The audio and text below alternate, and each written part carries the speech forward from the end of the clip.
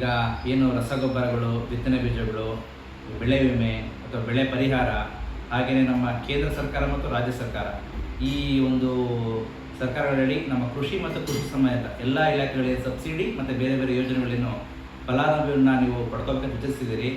ಇನ್ನು ಮುಂದೆ FID ಮಾಡೋರಿಗೆ ಮಾತ್ರ ಈ ಒಂದು ಸೌಲಭ್ಯಗಳು ಸಿಗ್ತದೆ. FID ಇಲ್ಲ ಅಂತಂದರೆ ರಸಗೊಬ್ಬರನೂ ಸಿಗೋದಿಲ್ಲ, ಬಿತ್ತನೆ ಬೀಜನೂ ಸಿಗೋದಿಲ್ಲ. ಹಾಗಾಗಿ ಕಡ್ಡಾಯವಾಗಿ ಎಲ್ಲ ರೈತರು ನಮ್ಮಲ್ಲಿ FIDನ ಮಾಡಿಸ್ಬೇಕು. ಈಗ ನಮ್ಮಲ್ಲಿ ಸುಮಾರು 29,000 ಜನದಷ್ಟು FIDಗಳು ನಮ್ಮ ತಾಲೂಕಿನಲ್ಲಿ ಆಗಿಲ್ಲ. ಇನ್ನೂ ಕೆಲವರು FIDನ ಮಾಡಿಸ್ಕೊಂಡಿದ್ದಾರೆ, ಆದರೆ ಅವರ ಹತ್ರ ಇರುವಂಥ ಎಲ್ಲ ಸರ್ವೆ ನಂಬರ್ನು ಕೂಡ ಅವರು ಸೇರಿಸ್ಕೊಂಡಿಲ್ಲ. ಹಾಗಾಗಿ ಅವರೇನು FID ಆಗಿದೆ, ಅವರು ಅವ್ರ ಹತ್ರ ಎಲ್ಲ ಪಾಣಿಗಳನ್ನ ಕೂಡ ಜೋಡಣೆ ಮಾಡ್ಕೋಬೇಕು. ಇನ್ನೂ ಮುಂದುವರೆದು EKYC, ಈಗೇನು FIDಗಳು ಹೊಂದಿದ್ದಾವೆ ಅವರೆಲ್ಲರೂ ಕಡ್ಡಾಯವಾಗಿ EKYCನ ಮಾಡಿಸ್ಕೋಬೇಕು. ಈ 3 ಪ್ರಕ್ರಿಯೆಗಳು ಮುಗಿದ ನಂತರವೇ ಅವರಿಗೇನು ನಾವು ಬೇರೆ ಬೇರೆ ಸೌಲಭ್ಯ ರಸಗೊಬ್ಬರದಿಂದ ಹಿಡಿದು ಬೇರೆ ಎಲ್ಲ ಸೌಲಭ್ಯಗಳನ್ನು ಕೊಡೋಕ್ಕೆ ಅವಕಾಶ ಇದೆ. ಹಾಗಾಗಿ ದಯಮಾಡಿ ಎಲ್ಲ ರೈತರು ಕಡ್ಡಾಯವಾಗಿ ಇಂದಿನಿಂದಲೇ FID ಮಾಡಿಸ್ಕೋಬೇಕು. FID ಇದ್ದವರು ಈಗ ಅವ್ರಿಗೆ ಯಾವುದು ಪಾಣಿಗಳನ್ನ ಸೇರಿಸಿಲ್ಲೋ ಆ ಪಾಣಿಗಳನ್ನ ಸೇರಿಸ್ಕೋಬೇಕು.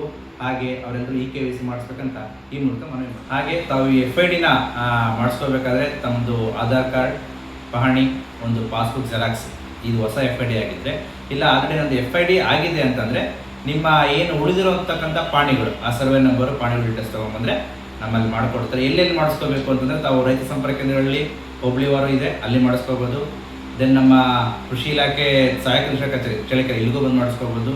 ತೋಟಗಾರಿಕಾ ಸಹಾಯಕ ಕೃಷಿ ಕಚೇರಿ ಚಳಿಕೆರೆ ಅಲ್ಲಿಗೂ ಮಾಡಿಸ್ಕೋಬೋದು. ಮತ್ತು ನಮ್ಮ ಗ್ರಾಮ 1 common service centre, Karnataka 1, Atal ಕೇಂದ್ರ, ಈ ಎಲ್ಲ ಕಡೆ FID ಮಾಡಿಸ್ಕೊಡ್ತಾರೆ. ಹಾಗೆ FIDಗೆ ಪಾಣಿನ ಆಡ್ ಮಾಡಿಸ್ಕೊಡ್ತಾರೆ. ದಯಮಾಡಿ ಎಲ್ಲ ರೈತರು ಕಡ್ಡಾಯವಾಗಿ ಹಿಂದೆ FIDಗೆ ಮಾಡಿಸ್ಕೊಳ್ಳಿ ಅಥವಾ